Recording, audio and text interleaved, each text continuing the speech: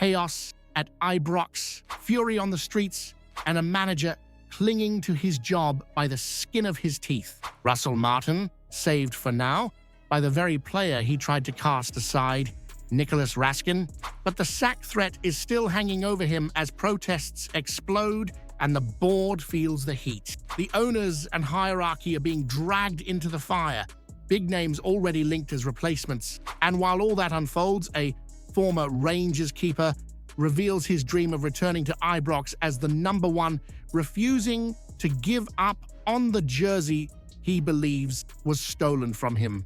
We are the people. It was a night that felt like a soap opera at Ibrox, and in the middle of it all stood one man, Nicolas Raskin. The Belgium international was frozen out for weeks, his relationship with Russell Martin all but shattered. Yet, on the very evening when protests roared outside the ground, when banners against the board fluttered in the cold night air,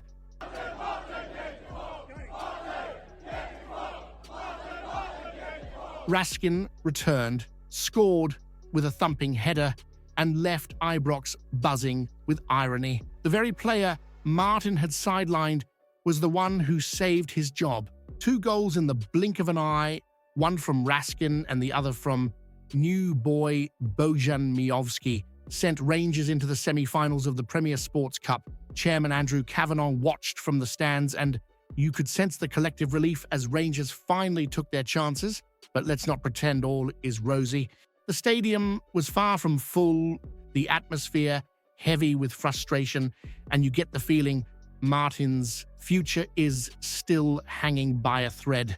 Raskin's numbers speak for themselves. Last season's Player of the Year, a man who earned a call-up for Belgium, and now back where he belongs, dictating the play in blue. Without him, Rangers looked lost in recent weeks. With him, suddenly, there's a spark again.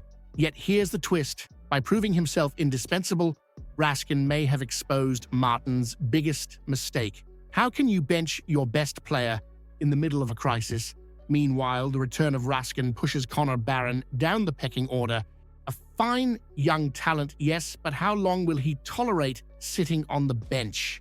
Mohamed Diamande has been struggling, yet Martin keeps starting him. The longer this carries on, the more likely it is that players like Barron or even Joe Rothwell could start questioning their futures. There was also a debut start for Derek Cornelius at the back.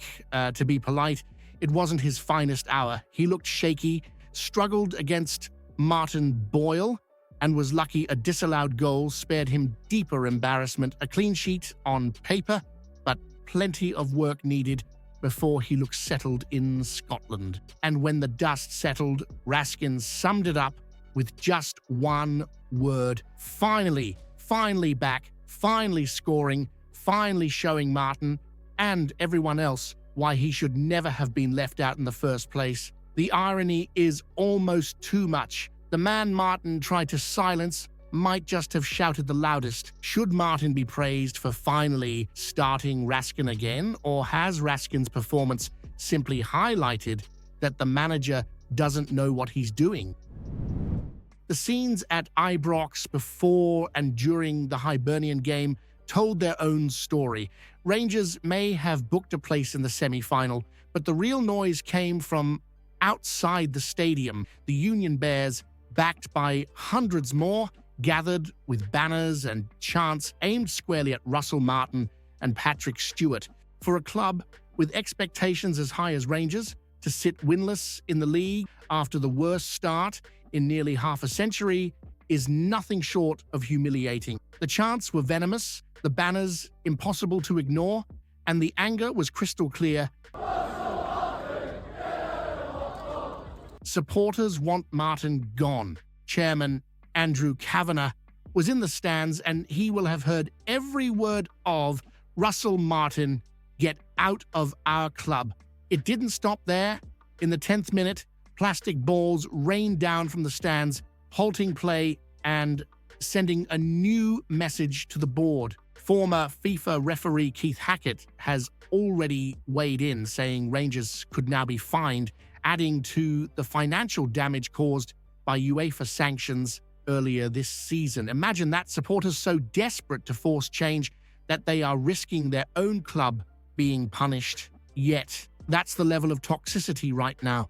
Martin has overseen just 3 wins in 12 matches, with Rangers sat in 10th place, scoring too little, conceding too much, and embarrassing themselves in Europe against Club Brugge. The cup win over Hibs may have bought Martin time, but it hasn't bought him peace. If anything, the protests show the board's support for him is at odds with what the support wants. There is now division, not just between supporters and the club hierarchy, but even among the stands. Some insist the protests were needed. Others argue that disrupting the team mid-game only hurts the players on the pitch. That is the poison Ibrox is dripping with right now. Rangers are winning on the scoreboard, but losing in unity. If Rangers are fined or punished for the protests, was it worth it to send the message, or does it just prove that the manager's failures are dragging everyone down with him? His fate hasn't been decided by one win, it's been delayed. Reports suggest the board could give him 3 games to save himself. Hibs in the Cup, Genk in the Europa League, and Livingston in the league. That's his trial fail. And Ibrox could have a new man in the dugout before the Christmas lights go up. Journalist Chris Jack put it best: the win was nothing more than a stay of execution. Empty seats told their own story. Supporters are turning away, not because they've stopped caring, but because they feel the life is being drained out of their team under Martin. Even Chairman Andrew Kavanagh and the 49ers ownership group are now in the firing line. If they stick with a manager who has overseen humiliation in Europe and left Rangers languishing near the bottom half of the table, then their reputations could quickly be shredded. Names are already being whispered: Sean Dyche, Davide Ancelotti, even Steven Gerrard. All are said to be in the frame if Martin goes. It shows you one thing: despite the chaos, the Rangers' job remains one of the most attractive in football. You've got the stadium, the history, the expectation. The question is, do you also have the right leadership to match it? Martin's record tells its own grim tale. Win percentages hovering around 30% at Rangers, a 9-1 aggregate embarrassment against Club Brugge, and a team that looks timid and toothless. The board raised ticket prices for the Europa League campaign, demanding up to £47 for a seat, even while the football on display is dire. That's not ambition, that's arrogance. Chris Boyd summed up the mood brilliantly. He said, even if Martin wins 10 games in a row, supporters will still want him gone because the relationship is already broken beyond repair. That is the reality at Ibrox. The horse has bolted, and no amount of smooth words from the board will lure it back into the stable. If the board is already lining up replacements, should they just pull the trigger now?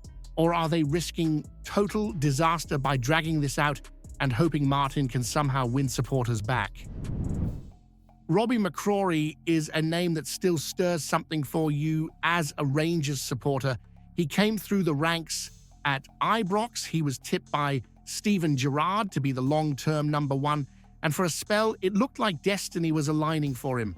He had those moments, you'll remember them: the clean sheet against Celtic during COVID, the European nights when Alan McGregor was unavailable.